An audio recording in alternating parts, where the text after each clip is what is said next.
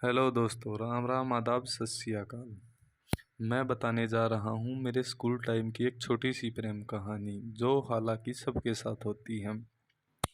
और इसमें कुछ मज़ेदार भी हैं तो कुछ सेंसिटिव तो कुछ इमोशंस भी हैं। ये लड़का लड़की दोनों फैमिली के साथ भी देख सकते हैं, बट एक प्रॉमिस करना होगा कि आप आंसू नहीं बहाएंगे। और कॉमेडी इसमें बहुत ही ज़्यादा है, तो लास्ट तक देखना वीडियो।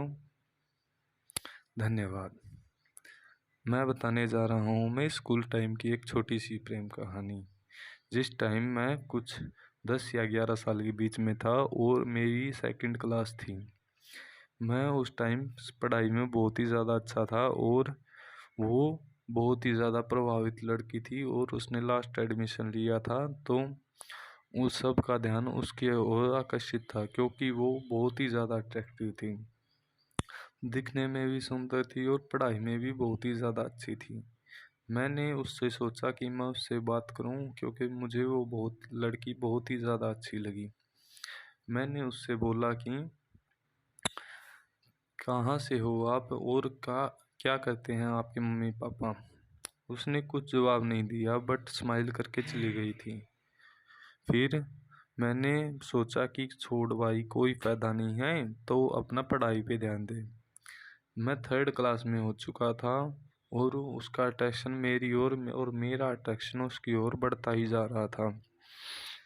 तो कुछ मेरे दोस्त थे जो उसको पटाने के चक्कर में घूमते रहते थे, बट वो लड़की ही अच्छे घर से थी और संस्कारी बहुत ही ज़्यादा थी।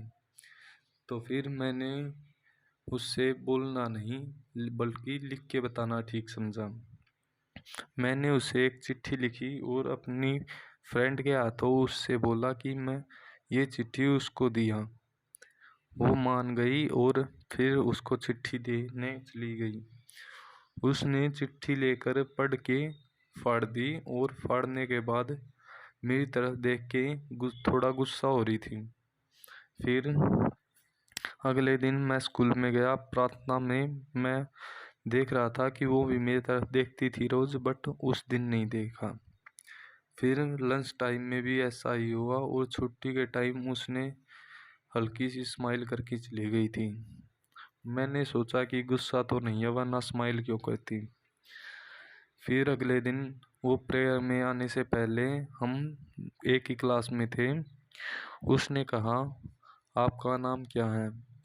उसने कहा कि आप क्या करते हो और आपके मम्मी पापा क्या करते हैं। हालांकि ये कॉमेडी की बात है बट हंसना मत। मैंने नेचर बता दिया कि मेरे मम्मी पापा किसान हैं। वो यह बात सुनकर नर्वस हो गई और फिर कुछ नहीं बिन बोले चली गई।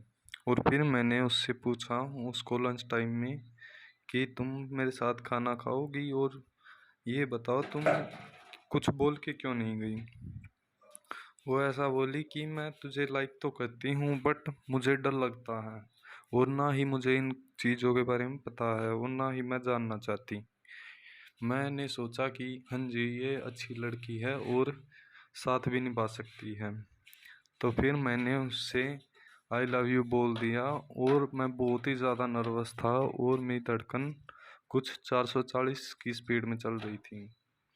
लाइक शेयर कमेंट करें अगला पार्ट देखने के लिए।